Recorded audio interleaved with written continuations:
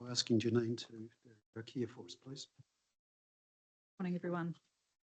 Whakataka te hau ki te uru, whakataka te hau ki te tonga, kia mā kina kina ki uta, kia mā tara tara ki tai.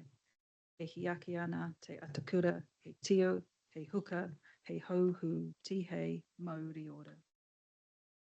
Thank you, Janine. Yes, just to repeat, I'd like to welcome you all to the first meeting of the Finance and Performance Committee. For the purpose of the recording, we have in the room Councillor Strange, Smith,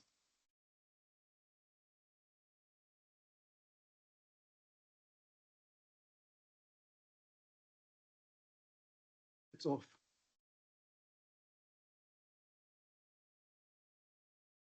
Carry on. Cookson, Holmes, Stolwick, Ma and Raymer.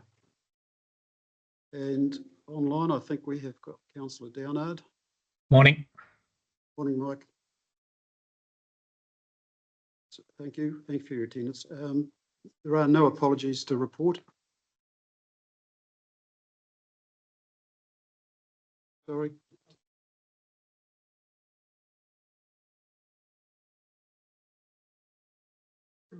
If you sat up here, we wouldn't have that problem, Robbie. Right.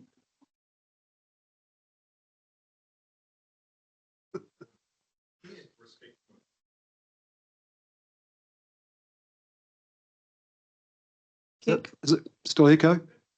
No, I think that's. Okay. Thanks, Jess. Much appreciated. All right, so first item on the agenda is the confirmation of agenda. Can I have a move of that, please? Thanks, Liz. Second it. Gary, thank you. All in favour? Thanks. Carried. Disclosures of interest. Does anybody have any additional disclosures to make other than those which have already been notified to council? Well, take that as accepted. And the general item, first item of general business is Janine for the Finance and Performance Committee work plan for 2026. Thank you, Janine. Thank you, Mr. Chair. So I guess just wanted to start us off on a clear footing in terms of the programme of work for the committee over the coming 12 months and acknowledge some changes that are proposed to be made in terms of the information that you receive here with the, I guess, broadening of the scope of the committee from finance and services to finance and performance. So being able to do some deeper dives into some areas that are of particular interest to council. So the overall programme of work is presented there for you.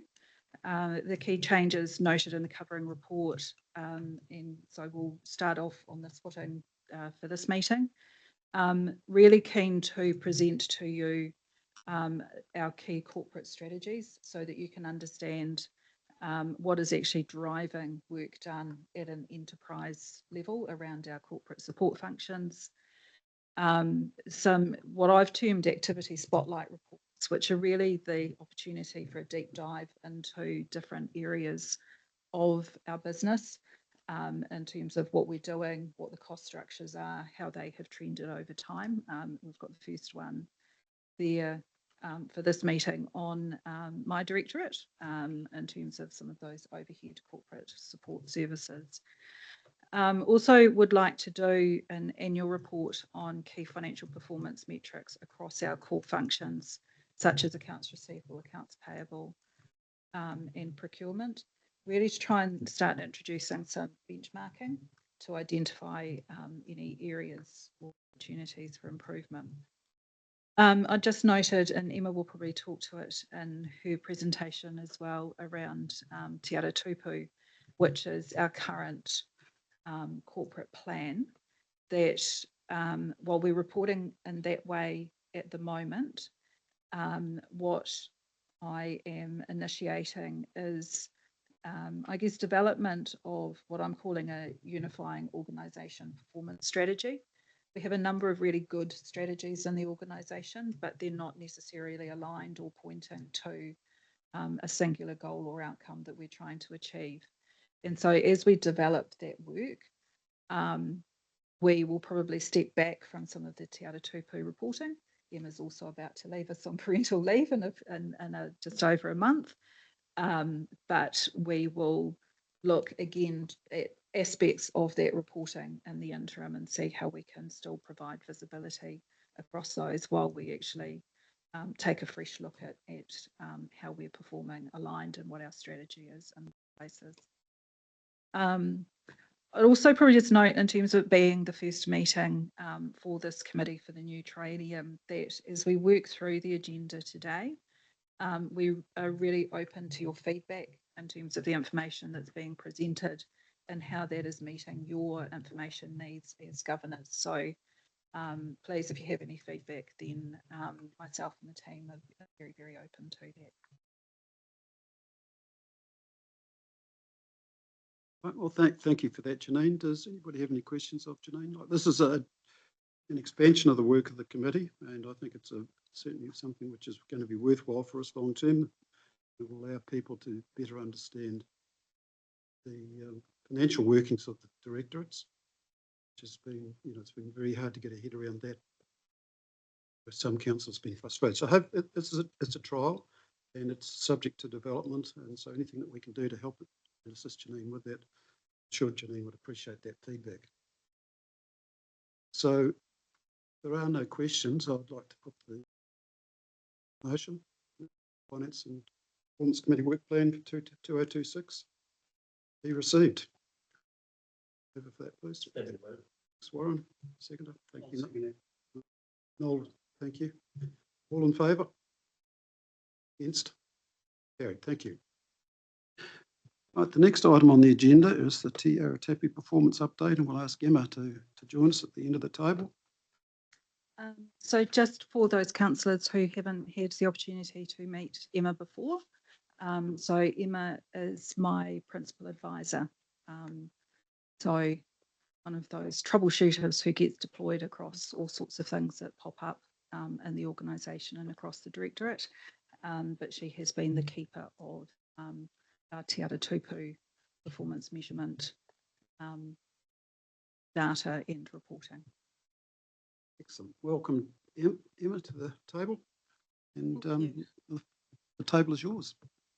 Thank you. Thanks. Everyone can hear me on the speaker. Just sharing my screen now, and as I load the dashboard. So Te Tupu is what we have currently as our corporate plan, and it has been our corporate plan and performance measurement framework for the last 3 years.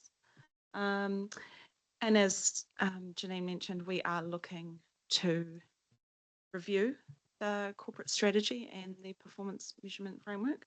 And so this is likely the last time that I will, maybe first and last time, I will bring this report to this council. So as you would have seen in the report, some of our measures within the culture focus area are not reporting as consistently as we would like, and that is just due to a few system changes and the restructures. Some of our measures do rely on a 12-month rolling data, and because we have been as our new and our new structure since August, we don't have some of the data in those areas. But I will still go through the culture focus area. And the first 5 measures, as you'll see there, are all in the monitor status. And so these measures here relate to our pulse survey that was undertaken in November last year. I guess one thing to note up front is this is the lowest that we have had in our pulse survey results around staff engagement and workplace happiness. This, of course, can be down to a few things. We're at the tail end of a very large system implementation of Infor. We've also had 3 or 4 restructures across different directorates. And so these have all affected, in one way or another, how staff are feeling. It has impacted some directorates more strongly than others, of course.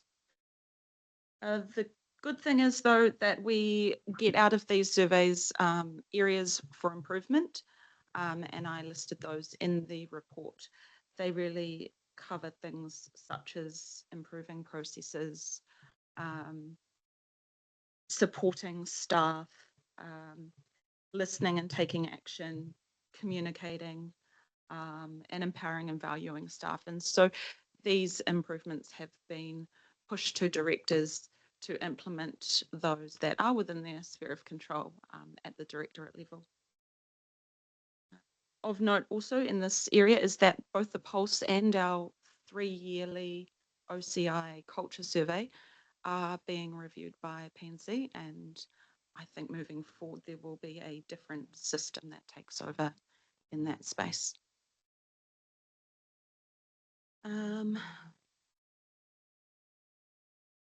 Moving down through our culture area, our absenteeism rates are reporting accurately, and it is quite good to see here that they are tracking downward. So you can see that there is a downward trend in our absenteeism rates, and they peaked around the August, September, sort of end of winter period, which is what we would expect and which is consistent across our other reporting periods.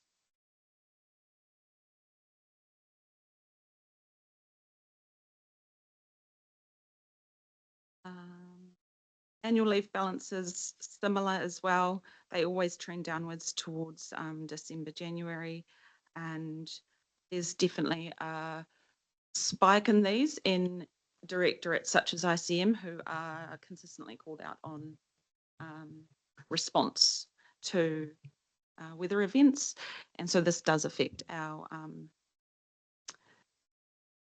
annual leave balances in those directorates.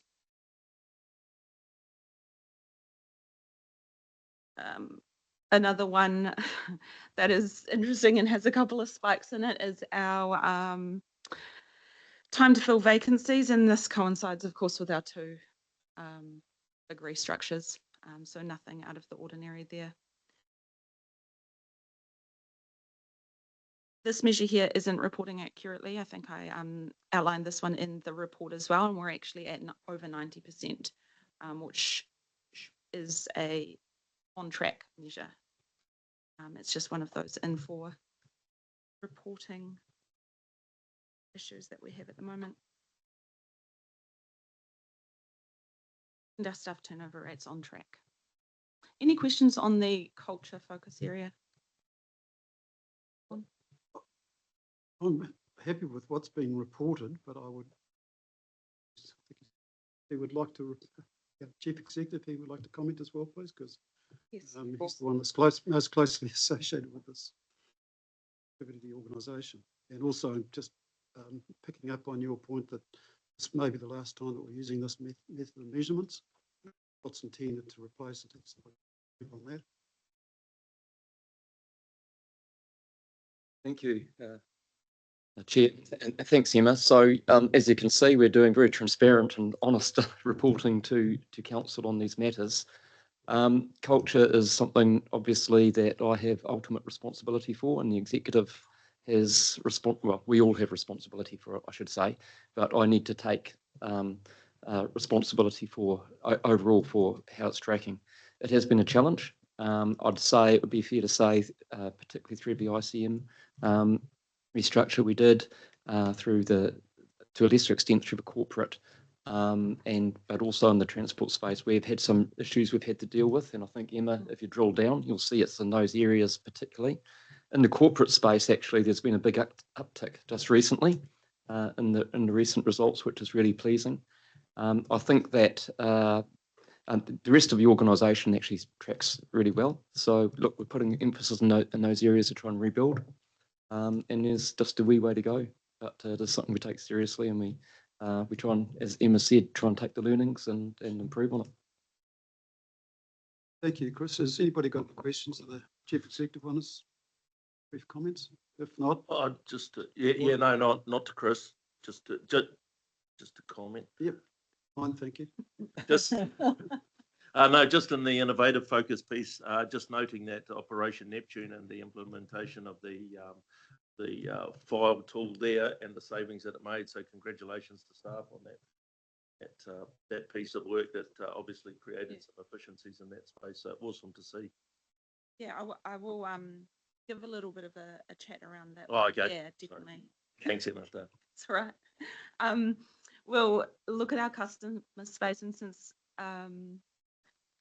I'll just cover off what we're actually pulling data from in this area. So we do look at data from our Ask Nicely surveys, which are generated through any customer interaction with our customer team or through Iris.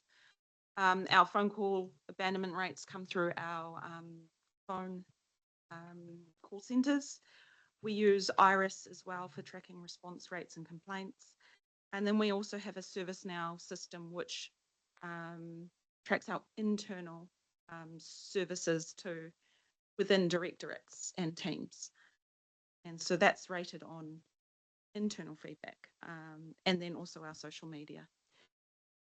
So Net Promoter Score works on a 1 to 9 scale. You actually only get positive results if you score somewhere between 8 and 10. You get no change if people score around 6 or 7, and then you actually get negative results if people score you 1 to 5.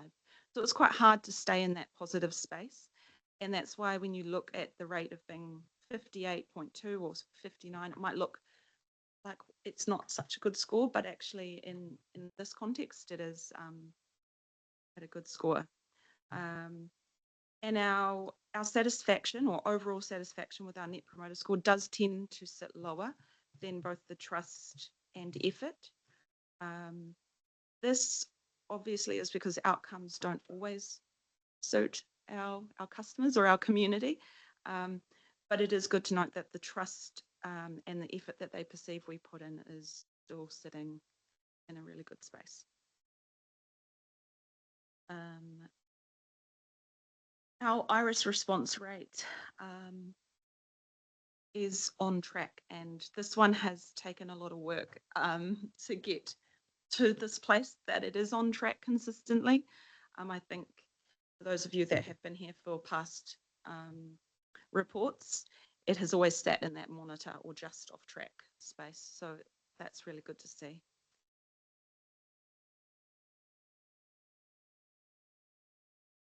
Complaints tracking downwards, and this is despite quite a few severe weather events that we've had over the last few months.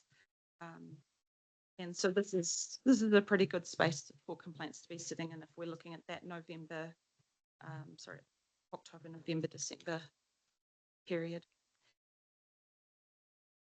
This one here looks at our internal client satisfaction, and as you can see, internally we do pretty well.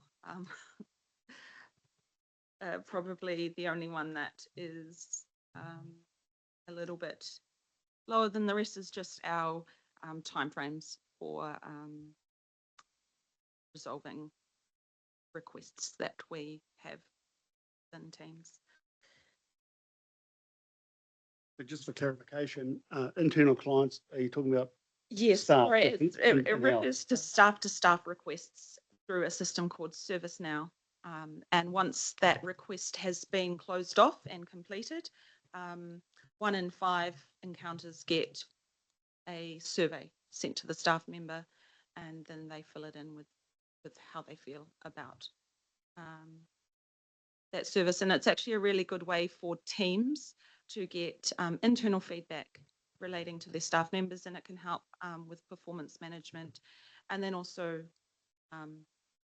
I guess our NFR process, which is non-financial reward process, which acknowledges good work that staff have done. So it feeds into quite a few different things. Emma, can I just ask, is that linked in any way to the culture surveys? No, it's not. Our ServiceNow feedback's not directly linked to the culture surveys, but it does form that bigger picture of how are we going. That's what I would have expected, Yeah. and I would have expected with a positive on the staff internal communications that the culture would rise with that. Yeah, we do see in our pulse that staff to staff and team level engagement and happiness is actually quite high.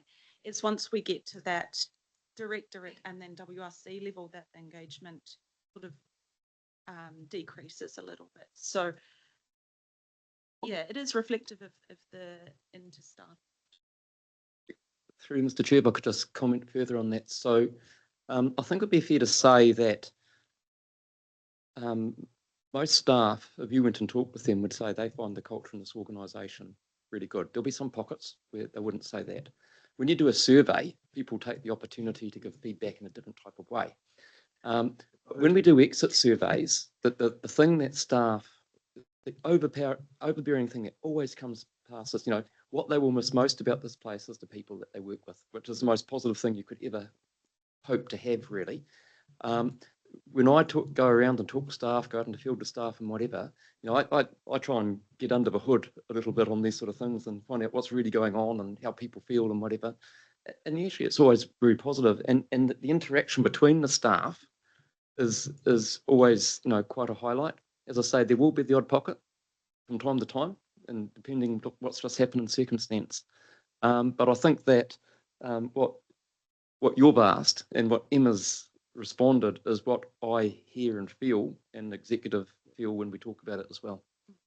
Yeah, I just find it strange that they're sort of in conflict with one another. Which, yeah, and I tend to go with the internal rather than the external surveys being just. So thank you for that. Yeah, Chris. that's a really good point. Thank you. Finally, on this one is our Facebook follower growth rate. It has been doing really well, and we actually have the January figure of, I think it's 6.9%. So we do have Kim here if you have any questions specifically around the comms report.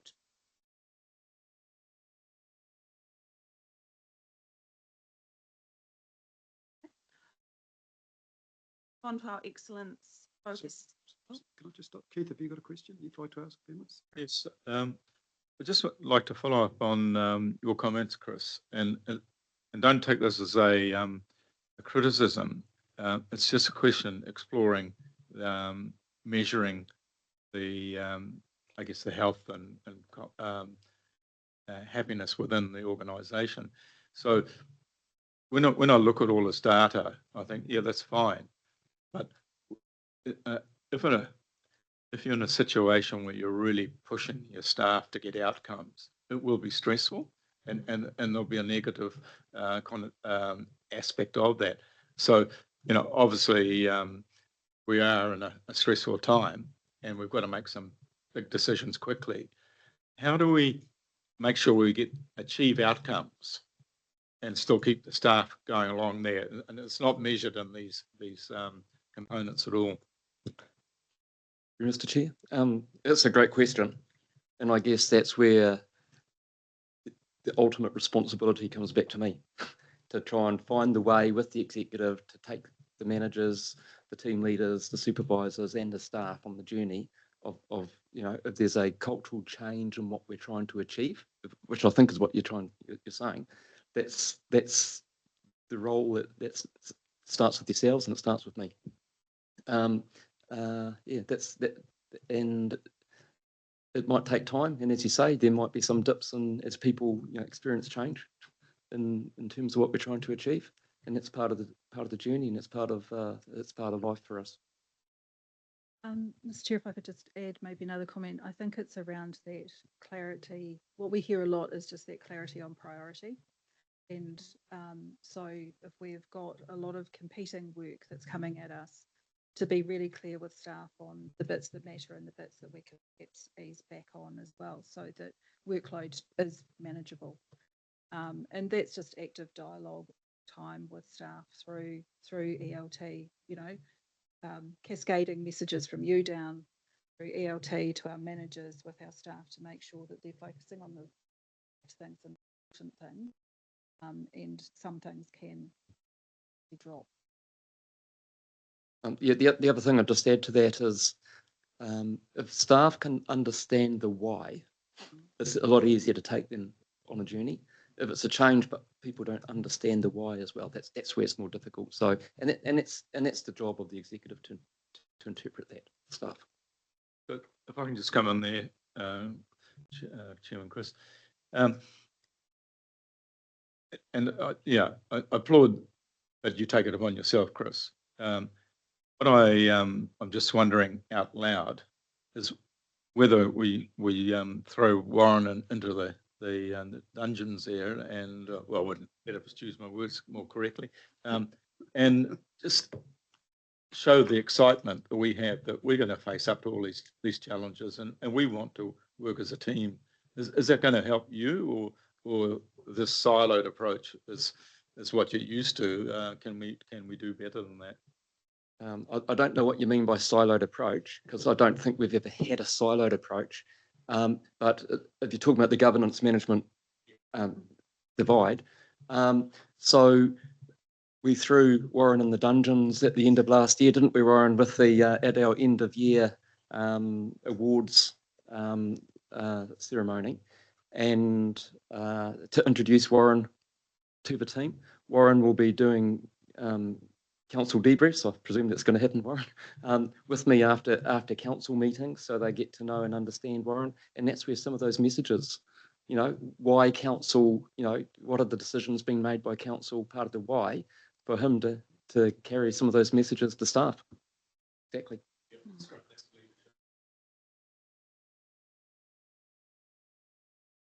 Thanks, Right. Chris. Anybody else, any further questions? If not, I'll ask Emma to continue the presentation. So you'll see in our excellence focus area, we have less measures in this area, and that's just generally because it's hard to measure excellence. And we have gone with a project, numbers of projects in the PSODA as one of the measures. And this has actually come to an end because we're no longer using PSODA. So we'll be changing over to a new management system for projects. And in line with the review, the new measures that get picked up will be worked with through the new app called Power Planner. So this measure will be switched off. Our Te Korowai implementation plan, as you can see, it's on track, and it generally just tracks well because most of the actions within this plan have been captured within active projects around the organisation. And so this measure will also be going through a review. It's been in place for 2 years. It was an action plan that was implemented post a external excellence review that was carried out by LGNZ. And so with the remaining measures that are actions that we have to tick off, we're going to allocate them to be tracked through other projects, or where priorities have changed, we will remove those actions from the plan.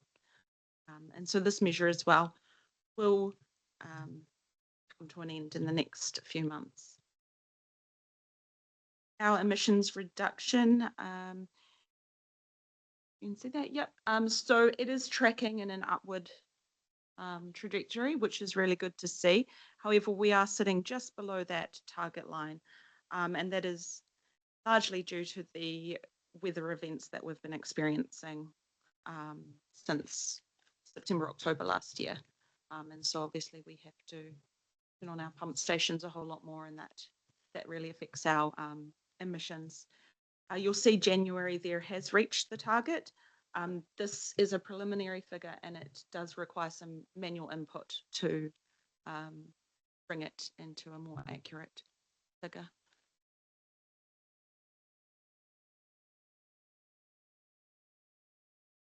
Our innovation area, unless there are questions. Just on the emissions, I guess all KPIs are based have a basis. Yes. And I'm thinking, is it emissions per kilometre driven, or what's in the basket of measuring emissions, and what's it compared against? Not the expert on this one, but I do believe we measure everything from our vehicle output, our building power, the diesel used in pump stations, boats on during op Neptune and Alps. So it covers everything. And also what will be included, I think, is a carbon credit that is coming soon, which I don't think has been included in here from. Yeah. That's good. So did that answer your question around what we're including? Yeah. Maybe if I can just comment as far, like this goes back a little way. The capture of this information was historically reported in our annual report, and the Auditor General didn't comment adversely. He just said he was unable to comment on the accuracy of the information that had been collected. That then suggests to me, what is the purpose of it? If it can't be verified, what is the point in collecting the data? Been assured that there are some business reasons why we should be doing capturing information. Yet to be convinced, and that's an ongoing discussion. We are not. I don't believe we are required to report this. The law was changed mid last year, and so that is subject of an ongoing discussion at the moment, which I'm hoping will be resolved very shortly, and we can either, if we have to by law comply, then we will. If not, then it's an unmandated activity, and it should be deleted from what we do. So. If I could just add to what you're saying, Mr. Chair, is that, I mean, previous councils have wanted us to do this. And I guess we're at a bit of a pivot moment at the moment. Thank you. Sorry, Noel. So, thank you. Yesterday, the issue of the emissions and work in various places, getting carbon credits and the likes, it's a vexed issue. There was some angst about the cost of getting carbon credits. I think they were about $9,000 or whatever it was. And I know things start small and there's potential, but really, it's what is it costing us to get the $9,000? And when is it going to be a break even or beneficial net gain to the council? It's nice to do things, tick the boxes, the Glendons will love us, but is it actually practical? And this is probably a bit on your line, Chris, as to whether we really have to. So can we get some sort of indication of what the costs are? It doesn't have to be today. So through the chair, the conversation was discussed at the executive team meeting yesterday. And so there's two different aspects. We've got some ETS units that are not currently on our books that we will be recognising, and that's estimated to be about $300,000 of an asset. And then the new carbon credits is estimated to be, we progress $9,000 to $12,000 a year in terms of new income for council. That's aligned, I guess, progressing that work is aligned with your new strategic direction that was looking at alternative funding streams that was specifically speaking to this type of work. I think given the value of it, we did talk about, what was the oversight, what was the process that was required given that very small initial value, and we're given assurances that, it'll be a light touch in terms of what's required to actually provide oversight to those. I guess the 9,000 to 12,000 is the starting point, and then it might increase from there, which means a bit of staff time being invested, but it is staff time. Yeah, that's more than we got yesterday to understand it, so thank you for that. Okay, so thanks for raising that, Noel. And as always, I would expect that there's a cost-benefit analysis applied to these things before the work is embarked on. Much the same as we're doing with the getting the organisation, Standard & Poor's or whoever, that has to meet the threshold where you get a justified payback, otherwise you don't do it. So that has to be the driver. And we rely on Janine to make sure that those boxes are ticked. So Chris, I support that, but then you know, the cost benefit analysis needs to be done on real data, not on speculation, you know, on some figure that we hope will arrive sometime in the future, you know, and because then it gets speculative, and I think we shouldn't be operating in speculation, just deal with facts. And the other point that I also want to ask here, I suppose in some ways, so I agree with the point about whether we need to measure carbon or not, but if we are going to measure our carbon reduction and the improvement, then I'd also really like to know the cost or how much we spend to achieve that, you know, so we once again get a relationship, you know, because there could be a point in time where we'll work through that number and say the cost to achieve another 1% or a 5% reduction is just beyond us. It's not worth it. It's park it. Yeah, if I can comment on that point, Gary, it's a very good point. But as I understand it, we were doing this because council understood it was legislatively required to deliver this information and report on it. And that's the point that I'm trying to get clarification on now. If we don't need to do it, then that cost benefit analysis needs to come into it. Thank you. Keith. Yes, so I'm just following on from that. So you need a directive from this committee that if this recording of the emissions is not required, that it's dropped, or it is taken as an action point anyway, is it? I'd like to have the discussion with the people concerned within the organisation first and get agreement, because if we've got agreement, I don't think we need to have a debate. It'll just be something which should happen. And of course, if it needs to come back to council, that's what will happen. So there is a direction given from full council as from this committee to full council with a recommendation as to what direction of travel we should have in the future. Just a clarifying question there, Mr. Chair. If the council strategic direction involves climate issues, do we need to have a look at that before we finalise it? Probably, yes. Yeah.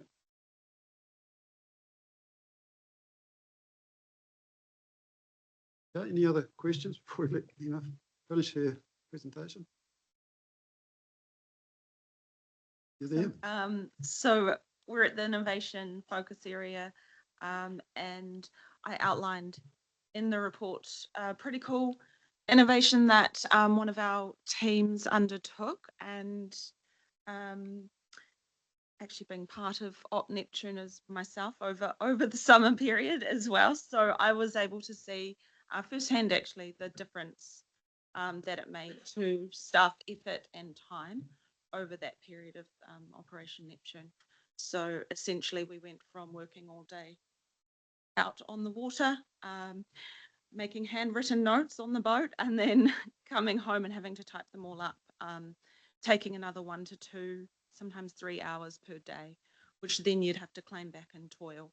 So it's all adding up costs. And once this tool was brought in, the entire file note was captured out on the water during that period of time on the water. So there was no additional effort required. And then when we all came back to work, we just reviewed what was already uploaded into the. It was a really good improvement that the team made, and I guess it's an example of just sort of the pockets of effort that staff are putting into making things easier, reducing effort, efficient. It is hard to capture innovation because the staff member has to identify that what they're doing is innovative or a continuous improvement activity and then report it to us. And so sometimes it is just what I can get around and see and then encourage to be submitted. And that's why the numbers look low, or at least the number of innovations submitted look low, but it is it's individual staff effort to let us know what's going on. So can I just comment on that? We had a similar presentation probably about 18 months ago from one of the engineers who's involved in the maintenance of our catchment machinery. yes. And it's a brilliant initiative, and he came in and presented to us. So I thought that was a really positive experience, both hopefully for the person involved, Yeah. and also for councillors, because they can understand then, see some of the good work that's going on out there. And I wonder whether, Warren, you've obviously got better understanding of this, whether this is another innovation which should be presented by the person who came up with the idea, the concept.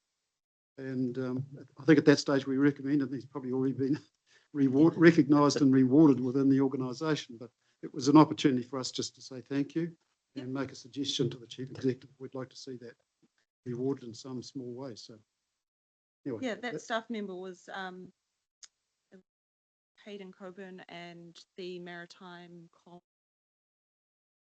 individual worked together to bring that one about. So I can.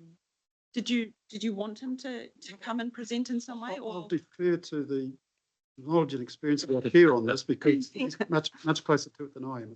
I don't want to waste people's time, but also I think where due recognition is in respect to somebody should be offered, where they've really gone over and above the normal levels of their responsibility. So it's just a recognition. Yeah, I think it's a great point you pick up on, Chris. I know Hayden has been in the office here over the last few days. I don't know whether he still is, so probably not the time to drag him down. But I do think it is worth celebrating those high points and that sort of thing, and it's something that we don't do enough of. And it'd be great to make sure that all councillors are across it, because obviously we can be critical at times on that sort of thing, but to hear that innovation and stuff that's really saving us time and money and providing efficiencies for staff is really positive. So it's nice to have that good news as well. So I would just make a recommendation that to ELT, wherever in their directorates, if you can bring that sort of stuff into a report to us, wherever it slots in is really positive. So thanks, Chris. Thanks, Warren. And hopefully that will also help innovation out there, because staff then become more aware of it. So in recognition.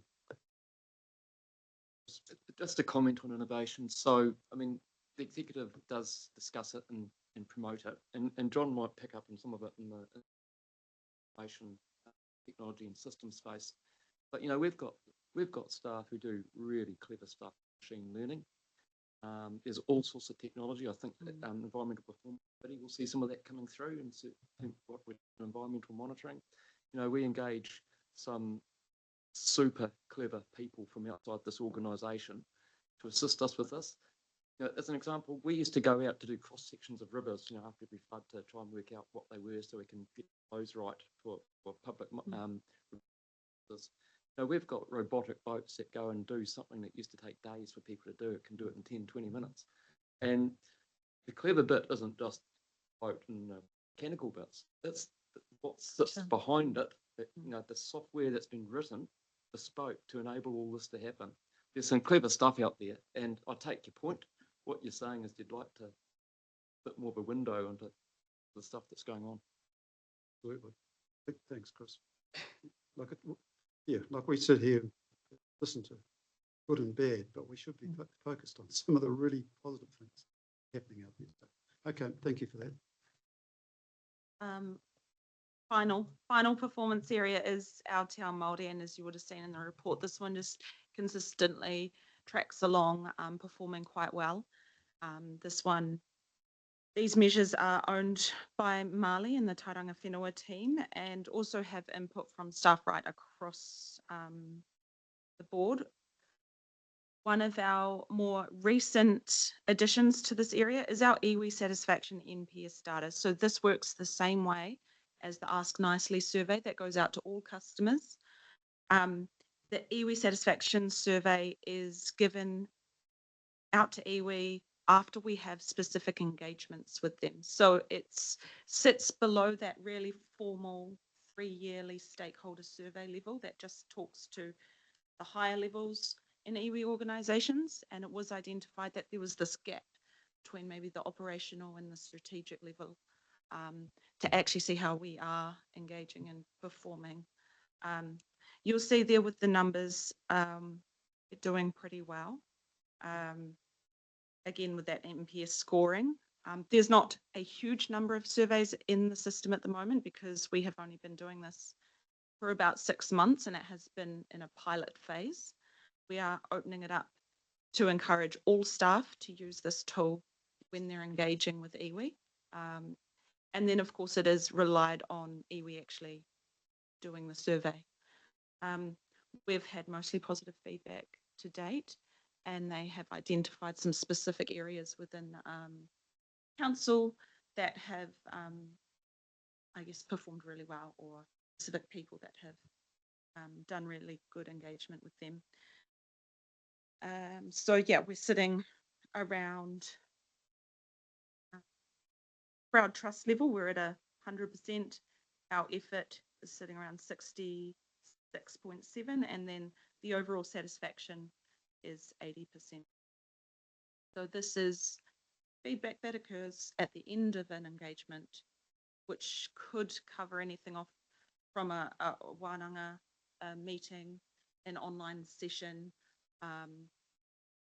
or our newsletter that we send out to them, so that if they have feedback around that information or engagement provided, that we can get that. Iwi are also quite interested themselves in actually seeing what the scores are and what improvements we might take on board from their feedback. But so far they've only given us positive feedback, so no changes required at this stage. That is have for you today. So are there any questions in that focus area? Questions? No, that's all. Thank you for your presentation. Appreciate it. Thank you. Back over the next few weeks. So Might be beyond the next few weeks that she needs to be a bit more worried about. So thanks. Janine. So we have a resolution, the TRTA update. Can I have a mover for that, please? Thank you. Paul, Keith seconder. All in favour? It's carried. Thank you. Yeah, exactly. You're scaring me now. That's when the fun really starts. Over 50 years, Noel, I can tell you. Morning, John. Welcome to the table. So we now move on to the corporate strategies, information services, and John Crane's joined us and will be leading that presentation. Thank you, John. I'll just set up my presentation. You know if you run this morning or not? Yep. Please. So for those members of the committee that may not have met John, John is our Chief Information Officer. So this is an example of a sort of new focus or process that we're looking at these strategies. So portfolio of strategies around information. And you'll also note in the report further on that it's a significant area of investment for the council on an annual basis. So.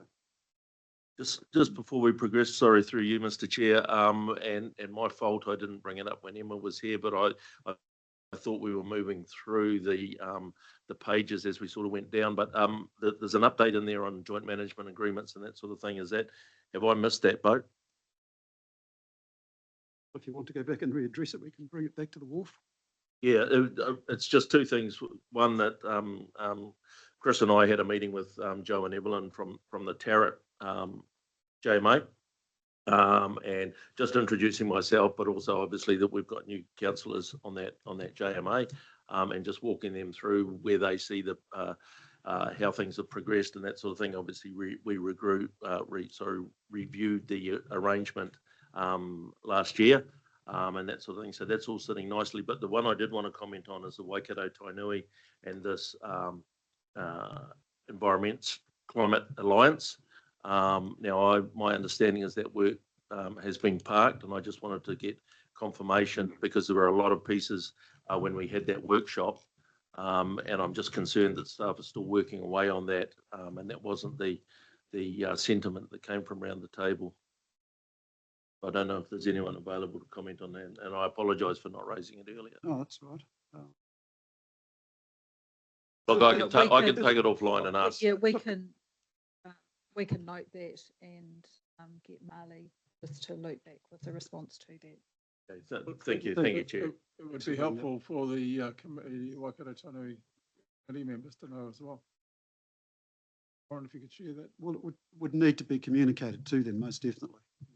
But I see that fitting in with our alignment of our climate activities within the organisation. And it should flow through to all those subsidiary activities as well. But that's no reason that it shouldn't, we shouldn't direct our decisions at that last meeting as to what the expectation is. So I think it's best that you pick that up, Warren, if you can. Just do not get lost. All right, thank you, John. Sorry about okay. that. Thank you, and good morning. So as Janine said, this is really the opportunity to introduce the IS strategic direction. It was refreshed at the end of last year and is part of the overall corporate strategies. So hopefully it gives you some insight in terms of the direction we've been taking in recent years and the future direction from. Just firstly to highlight our purpose. So keep coming back to our purpose. It is to enable and lead. So we are a key enabler of everything we do in the organisation.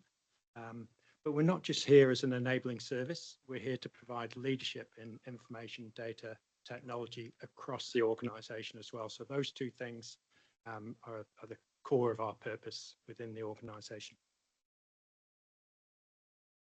Just a bit of context in terms of the journey, if you like, over the last 12 years or so.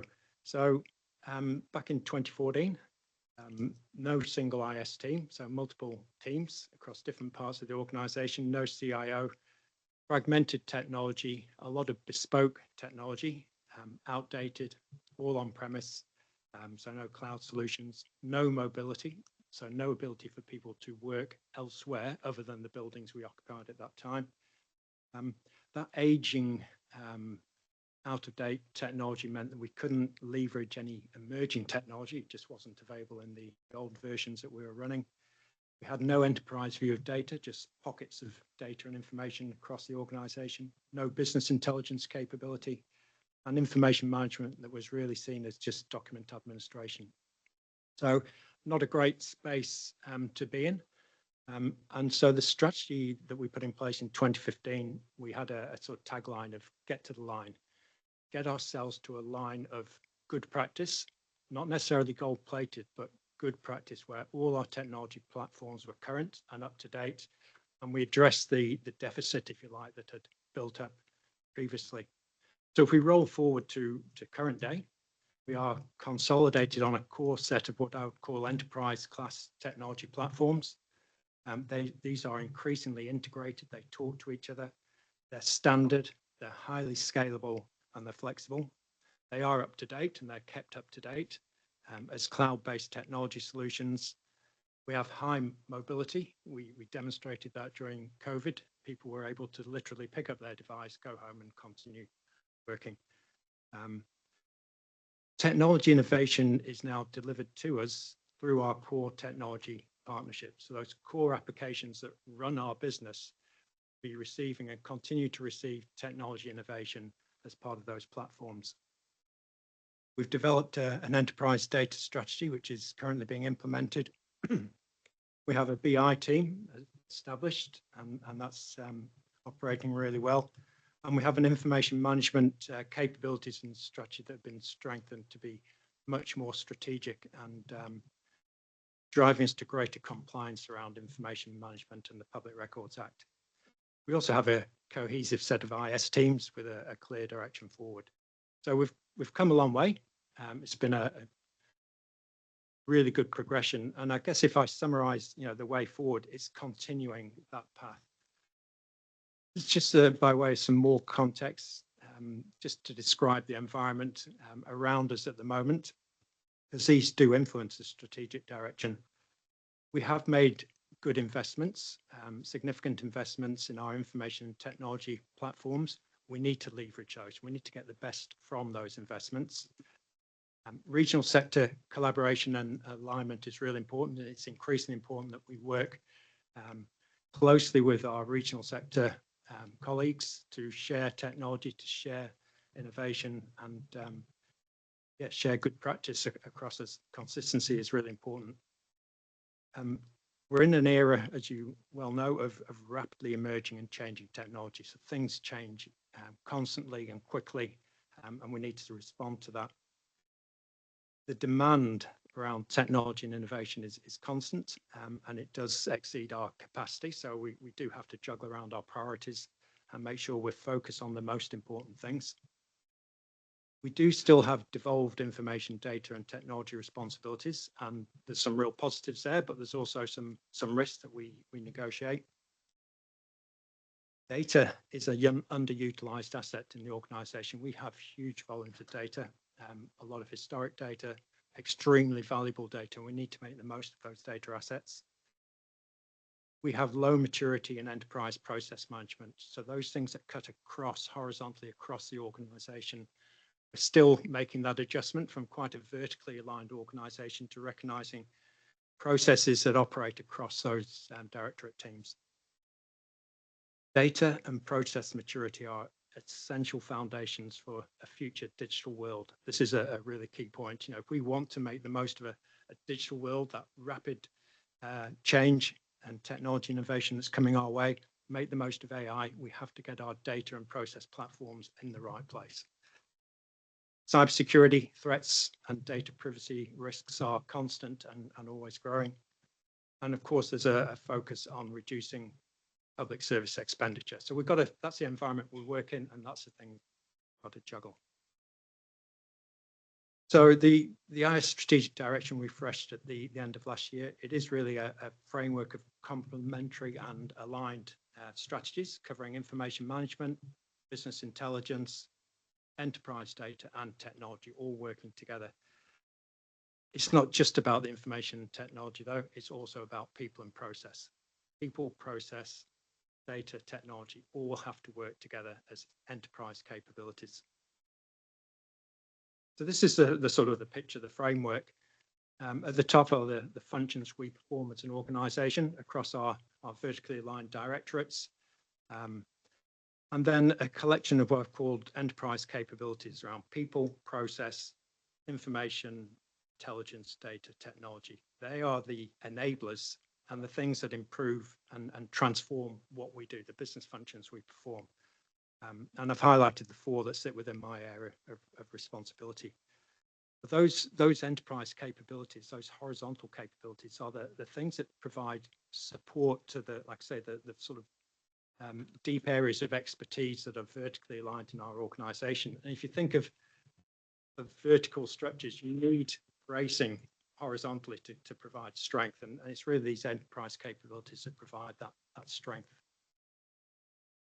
I'll quickly run through the technology component of our strategy. I'm going to talk about the technology component and the enterprise data strategy primarily today, but there's good strategic roadmaps in place around business intelligence and information management. So what do we mean by technology? Technology is all these things. It's the software we run and operate our business. It's our personal computing devices, telephony, mobile phones and plans. It's the meeting room technology that we have throughout all our buildings, the data network infrastructure, our data storage infrastructure, our integration tools, the tools that allow us to pass data between systems, and of course our cybersecurity. They're the things that are in the scope of the technology strategy. The important note at the bottom, the technology strategy applies across all of WRC, and that's an important point. The guiding principles are really the essence of the technology strategy. These keep us on the right path. They head us in the right direction. They guide our journey forward. The first point there, information services is the technology provider for WRC. That doesn't mean that we have to command and control everything, but we have to recognize that there has to be a central point of coordination and accountability, or else we go back to fragmentation. We go back to personal solutions, personal wish lists, and we end up in a modern day version of what we had in 2014, that fragmentation. So important that we recognize the need to have coordination and visibility across the organization. we'll take an organisation-wide approach to technology.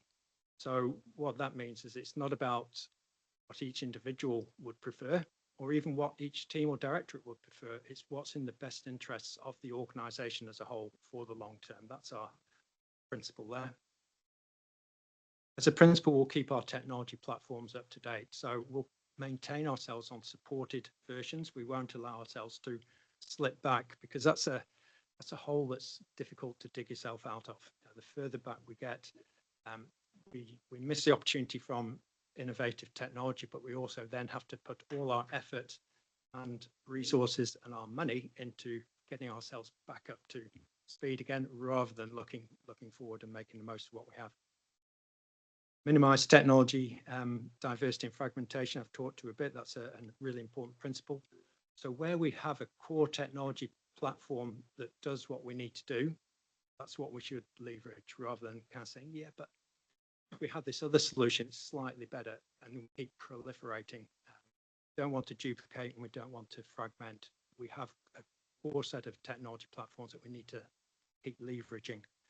So that's on to the next point, leverage what we have, make the most of those core platforms that we have and those partnerships.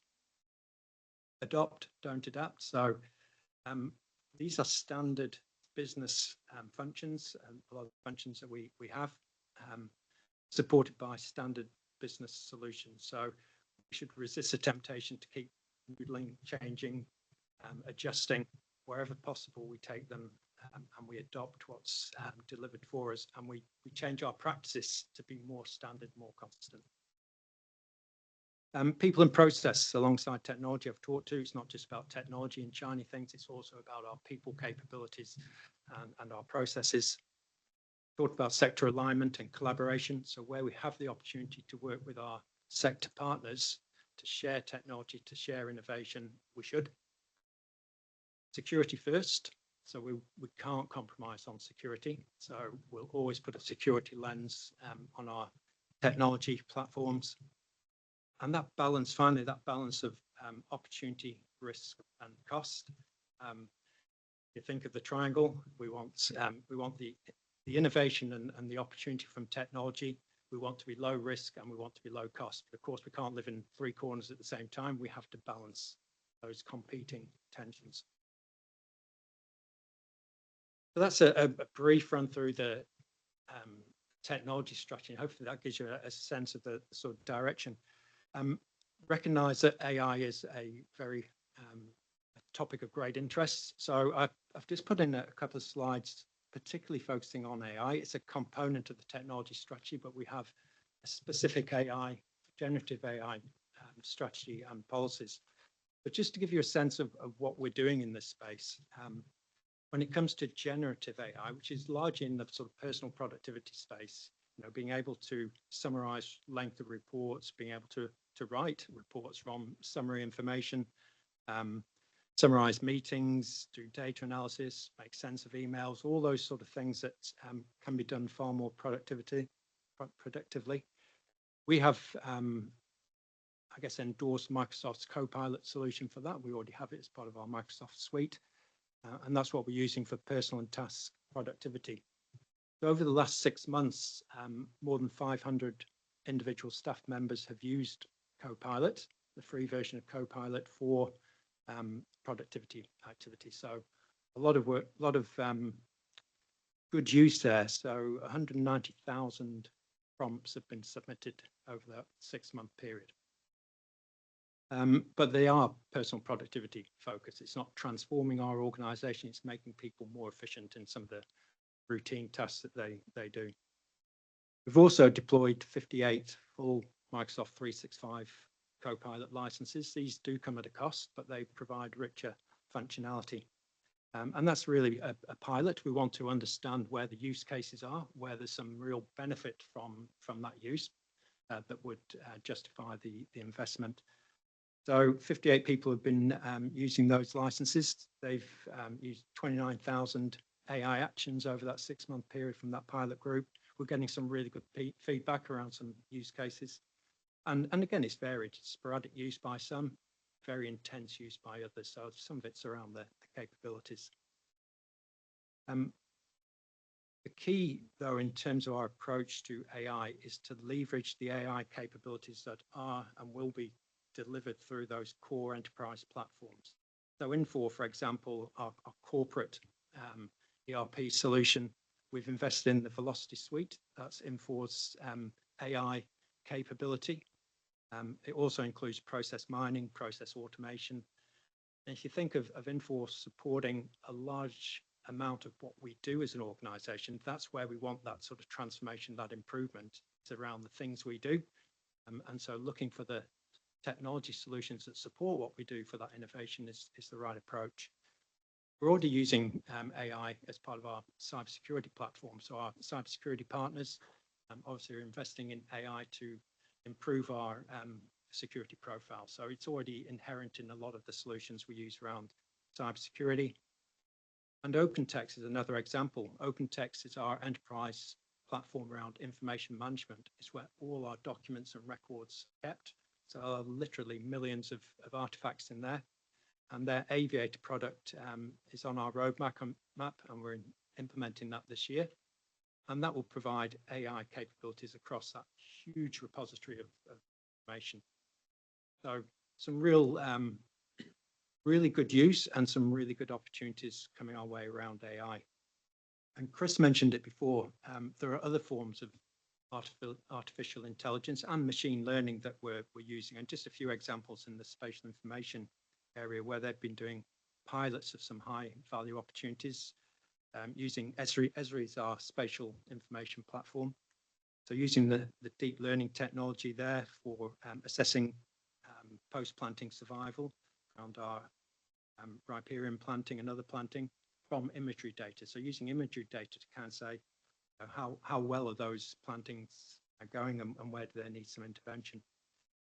Also object detection around predicting locations of things like wilding pines or AI-driven mapping of soil erosion using satellite imagery. So there's a lot of activity using innovative technology around our core spatial information platform across the organization. So generally our approach, we want to encourage responsible use of artificial intelligence tools to maximize value, but also managing the risks as well, because there are significant risks, particularly if your source data isn't where it needs to be, but also if people haven't got a privacy lens and they're applying these tools. And some of the tools do put data and information into the public arena.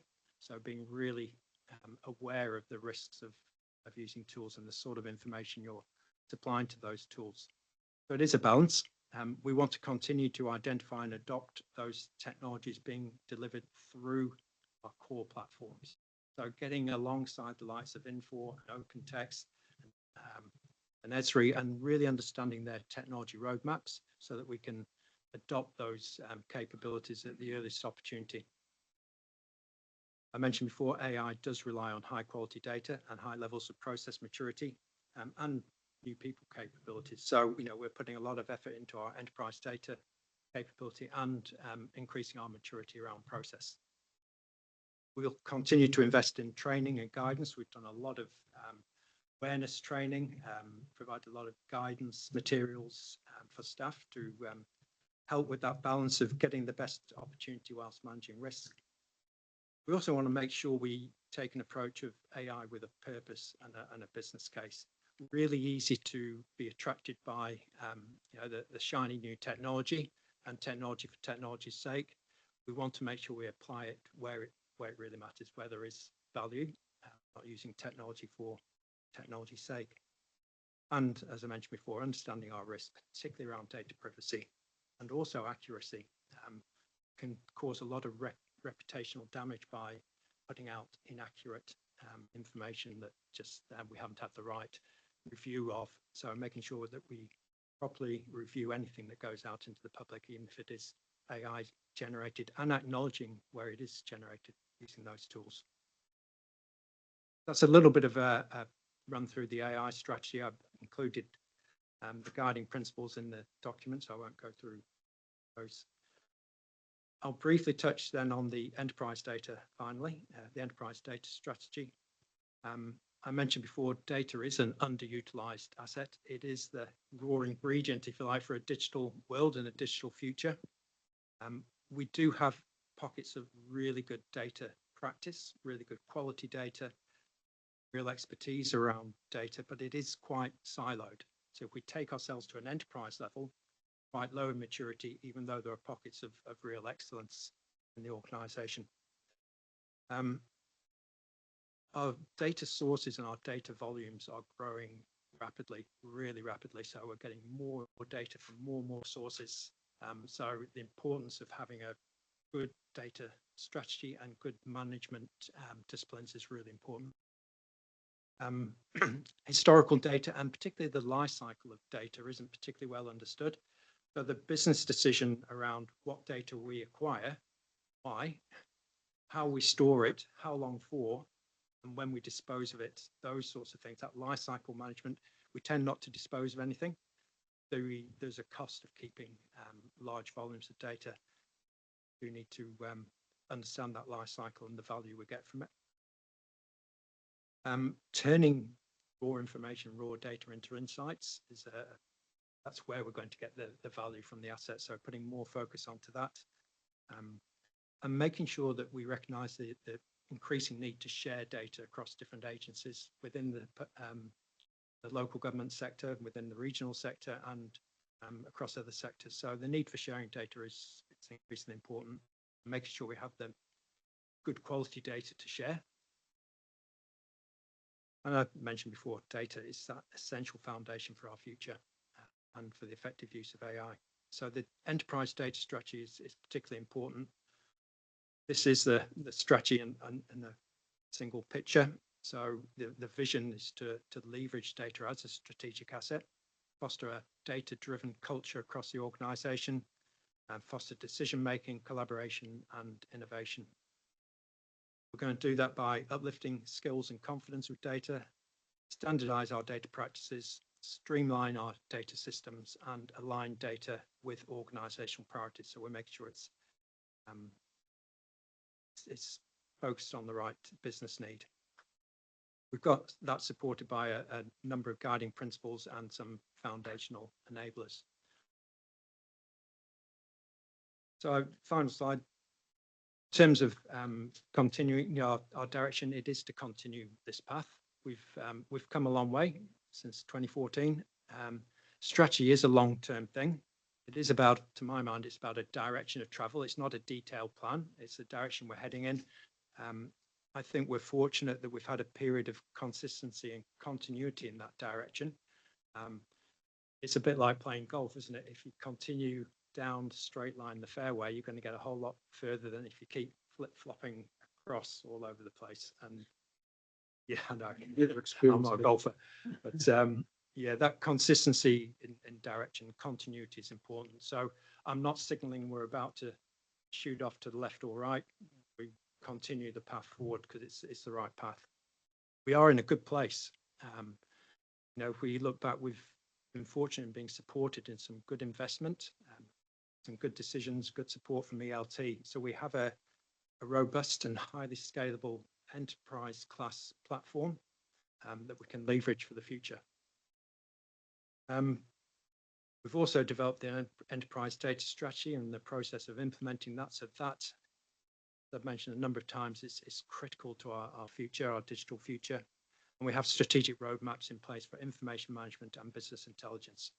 It all positions us well to adopt new and emerging technologies and to optimize what we do as a business to keep becoming more efficient. So yeah, the essence is to continue to leverage those platforms as the source of technology-enabled innovation and process improvement. And I'll stop there and take any questions. Thanks, John. I've got a couple of questions for you and then one for Chief Executive. But one of the points you covered was the ongoing investment in making sure that we're getting the maximising the benefits, if you like, of what we've got.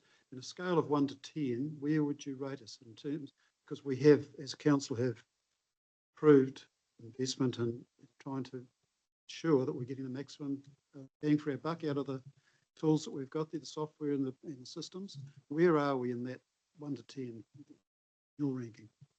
In terms of the level of investment we're making, or In terms of, have we achieved maximum, on the scale of achieving the maximum benefits of the systems? And do we need to invest more money to achieve that or not? Because it's all very well to put in systems, but if you're not actually utilising to the maximum benefit possible, then that's money wasted. I'd love to say we should invest more and more and more, but back to that balance, doesn't it? It comes back to the balance of high cost, high risk and opportunity. And I think to be honest, we've achieved that balance well. In terms of have we got the benefit of the investments we've made, we have a platform that we continue to derive benefit from into the future. So if you take Infor, for example, a very significant investment, in terms of its life cycle, we're still quite early in the piece. We're already getting benefits from our investment in. They will continue year after year after year for quite a long time. And it's certainly what I've seen in other organisations over my odd year career, where we've implemented those enterprise solutions in the dairy industry and Dairy Group, Fonterra, LIC. The benefits accrue over many years, but you've got to have that platform to keep driving that benefit. So we're on the right path. We're getting some benefits. Those benefits continue. Adopt more and more technology. We can go faster by putting more investment into it, more resources. It's mainly about people capacity, but also it's back to that balance, isn't it? Balance, cost, opportunity. Oh, sorry. I was just going to say, if I could just make a comment. I appreciate the question that you've raised, because from my opinion, we've had some governance members, elected members in the past who think if you put investment in, it's a one-off, suddenly everything changes and it's a different place and whatever. It is that continued effort and investment, and the technology is changing so fast as you implement it, keeping going with it. So I'd just say I appreciate the question. I was just going to note, councillors will see through the annual plan of some requests for additional investment into some of these key areas of technology. So particularly supporting our uptake of Infor Velocity Suite, supporting at least for the next year adequate resourcing around the enterprise data strategy implementation.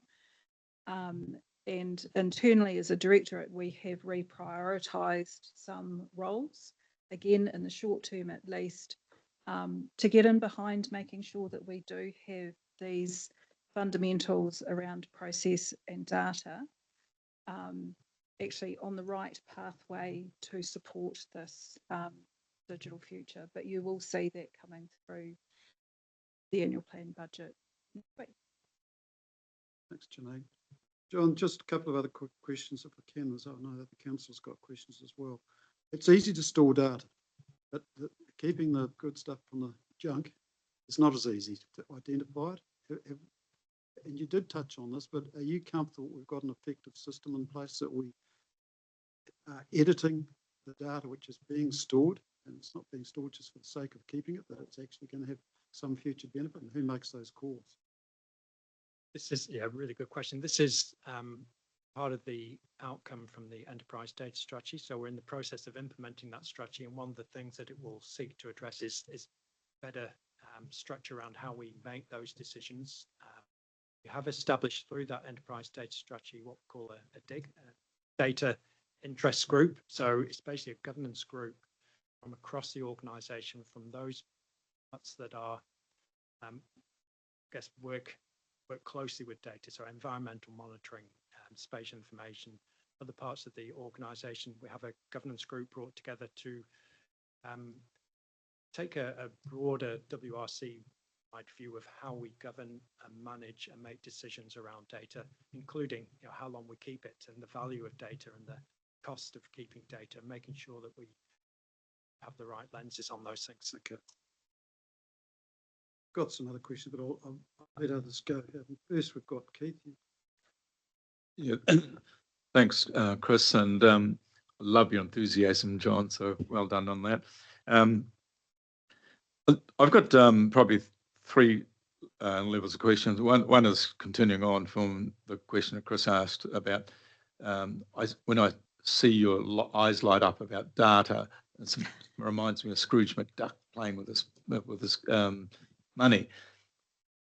To me, it's you can store data, but we also need to put the governance over who uses it and what projects we use with that. And so in that governance structure you're talking about, is that putting some controls over that? Okay, that answers that. The other underlying thing, obviously, with the local government reform is everything we're doing now is transferable to the CTBs and CCOs. Is that the case? Potentially, yes.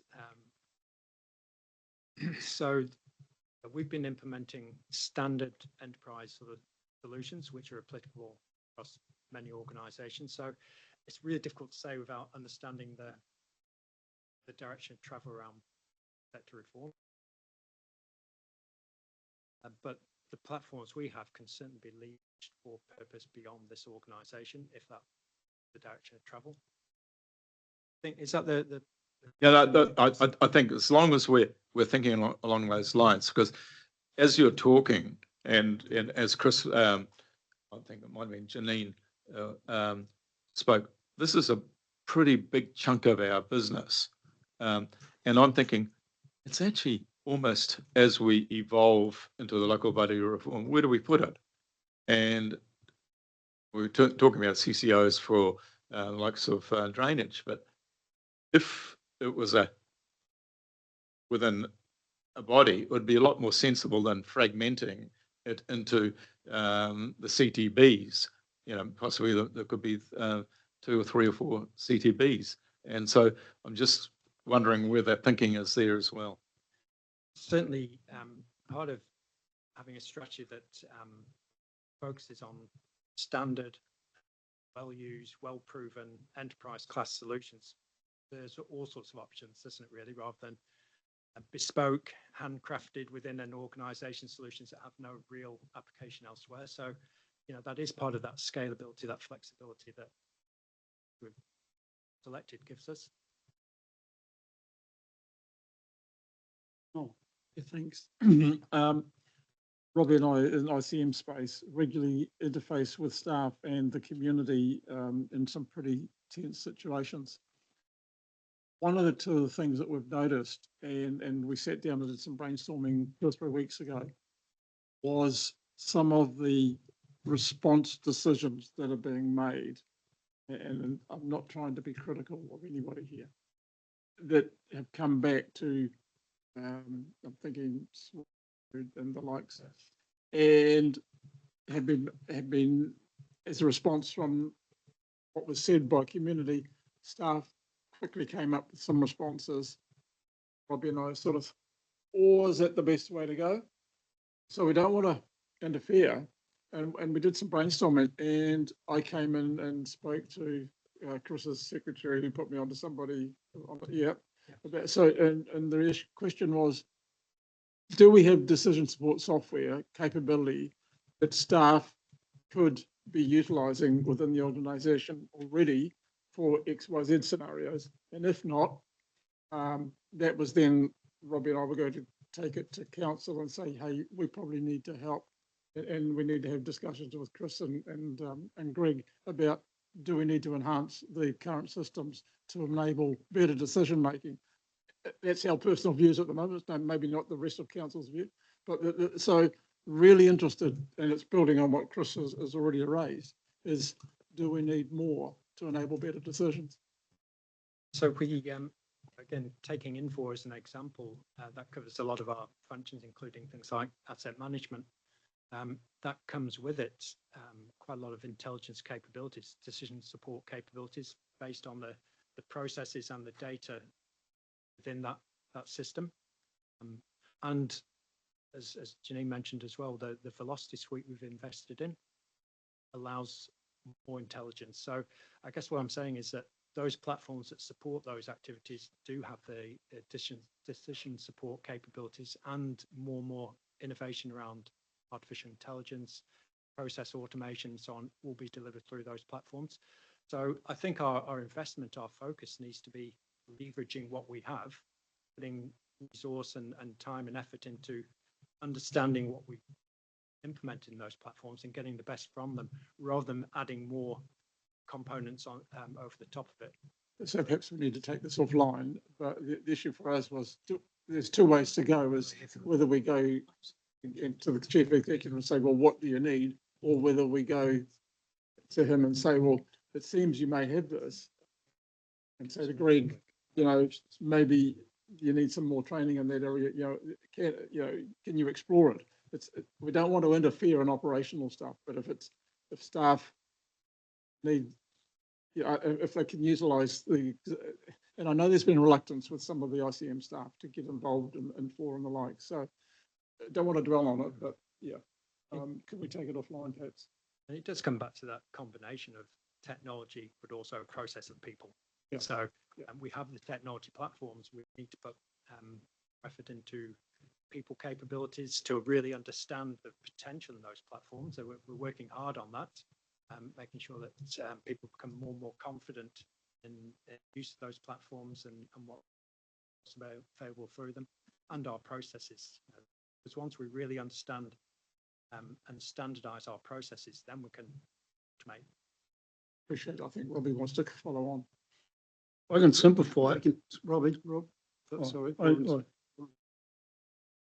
Oh, look, I'm happy to Okay. defer to Robbie because I think it's on the same Yeah. questioning line as What- Noel. What the frustration I was trying to explain is when you get an asset that's 10 years old, and this is because we haven't got an infrastructure as chief engineer, but what we need is oversight of AI or something to go, what would be a chief engineer's view into this? Because you've got an asset they're trying to do a renewal on it. The renewal is only 10 years, but the staff just go back to, the only way to fix that is by putting a switchboard on it. And the switchboard is a 25-year asset, not a 10-year asset. And then the asset is actually overcapitalized. So that's the set of tech. They don't need to go down a rabbit hole in a wrong direction. There should be a clear point of view of where to go. This is where you go. And that's what Noel's trying to explain. I know we don't want to get into operations, Yeah. but there needs to be some AI in there that goes, no, you're going in the wrong direction straight away. Yeah, look, I don't think this is the right forum to be having this discussion. So I'd like to take it offline because I don't want to get distracted. We're talking about systems, and your points are relevant, but they're at a lower level. Yeah, So I appreciate that. Make the point about the decision software. Thanks. Okay, well, John's heard your Yep. concerns, and I'm sure his door's always open. Thank you, Chair Chris. Yeah, I've got just a couple of things, John, but I do take a lot of comfort on the fact that you've now exposed us to the amount of tools and technology that we do have at our fingertips and we are investing in. So that's a plus. I'll just go back to your comments on working across the regions. And just the question around, are you working through Te Ura Kaihika or is it regional sector, LGNZ? And where's your focus of that input across the regions with the technology? It's primarily through Te Ura Kaihika. Okay. Initiatives such as Irish Next Gen. But we also have a shared wells information system that ourselves, ECAN, Auckland, Greater Wellington, Otago all share the development and share the operation. So there's quite a few from a technology point of view. There's quite a few shared technology solutions. And the value is not just the sharing of the investment, of course, it's the consistency of practice and the shared data and the rate of voice that we have. So very much through that efficiency. Yep, excellent. And just secondly, just as an offside, I know a number of councillors have different levels of skills in AI use, and I just wonder, is there the ability to do a bit of a training with councillors? I can gather support whether that's something that we can look into, but just questioning the ability to take councillors on a little bit of a training plan we can certainly do that. We've gathered quite a lot of training material, but we've also worked with our L&D team to sort of identify some specific targeted AI training through ALGIM, which is the Government Information Management Program, and also through Microsoft as well, you know, whether targeting, whether it's at governance groups or executive groups as well. Stuff. Yeah, I'll come back through the chair and follow that up with you. So thank you, because I do have concerns around the privacy side of things and that, and I don't want councillors to get themselves into any trouble, but it'll be good to upskill that knowledge. Thank you. Thank you, Chair. We're going to get into trouble. Ben. Deeper trouble. Yeah, so a number of us went to the economic forum at the university recently, and there was a presentation about Claude 4.6 with agents. And basically in 10 minutes, it could write the PowerPoint, do the email, all the while you're doing something else. And the graph was like this about exponential growth. Obviously, there's the privacy issues. I see corrections has stopped people from using AI because they're worried about privacy issues. But the Public Service Commissioner is also advocating greater use of AI in the public sector. My question is, by the end of this triennium, 2.5 years from now, where do you think we'll be at as an organisation? Will we still be using Copilot, or will there be agentic sort of mechanisms available? So we have endorsed Copilot for a number of reasons. One is that it keeps your information, you know, it learns, it keeps your information within your own ecosystem, whereas others such as ChatGPT and Claude expose that externally, potentially. Agentic AI is the next level where, you know, you really are hands off and AI is taking over, making decisions, not just giving you more information, but actually making decisions on that. And Microsoft's platform is increasing agentic capabilities as well. So in terms of where I see ourselves at the future, focusing on our sort of approved sort of AI platforms, Microsoft's platforms, more use of it for personal productivity, those sorts of things you've mentioned, people are already doing. So I think there'll be more of those things happening. I think, though, our real gold is in our core functions, such as Enforce, such as OpenText, Esri, and continuing to receive the technology development and innovation that those organisations bring, because they've got the R&D capability, they've got the investment, and they are delivering innovation at an alarming rate. So I think we'll just be using more and more of the AI capabilities in those solutions. Increasingly, we won't even know we're using AI. It will just be inherent in the way those solutions operate, just be there in the background. A bit like our cybersecurity, you know, we're not aware of the AI, but it's capabilities, but it's in there in the background job. So I think it will become less of a thing. It'll be inherent in business processes and the solutions. And will it be increasingly important for staff and all councillors to understand it and use it? Where we're using it for a specific purpose, yes, I think understanding is really important. That's part of the mitigation against things like privacy concerns. Understanding what we're generating, you know, being able to review it, make sense of it, and avoid some of the pitfalls, because there are pitfalls where take our hands off too much, we don't have that level of scrutiny. There's some great examples. You know, if you take a scenario where someone has a number of bullet points and gets an AI capability to write a detailed document, 20-odd pages of detail from some, that's great, you know. But then they send it to a recipient who then uses AI to condense it into a number of bullet points. So where's the gain? You've gone from bullet points to actually understood the detail. So there are definitely pitfalls, and I think we'll become more and more aware of those concerns and apply AI where it's best applied around our business processes, making those more efficient. And it could be used, as I was suggesting, for weather mapping and the weather bombs and all those sorts of things. As a and it's not just AI, but some of the other machine learning capabilities. You know, those examples I gave around information team, those smarts around aerial imagery data to identify things that the human eye couldn't, of things that we can then act on much more efficient way. One last question to Gary. Yeah, just following on Ben, and interesting the answer you gave there, because is there a balance between, so with co-pilot and things like that, or just within the organisation and safer, but we're also limiting potential knowledge and, information. So we go outside, so how do you balance that up, because there's, actually just get, you just get careful by your own bullshit, for want of a better word. Yeah, it's a good point. I was probably just to clarify that. So you can use Copilot to look at external data. So it can be informed from external sources of data, but you can also point a lot of AI at your own data sources. It really depends on what the purpose is, what you're using it for. The difference though with Copilot is it's not taking your data and using it to learn from, and taking those learnings to other organizations. So, probably one of the early examples was some Samsung developers using an AI tool to improve their code writing, but in doing so, it then made that code available, learned from it, and made it available to their competitors. So Copilot avoids that sort of scenario, but it can certainly be accessing external data sources. Thanks. Is it relevant to the?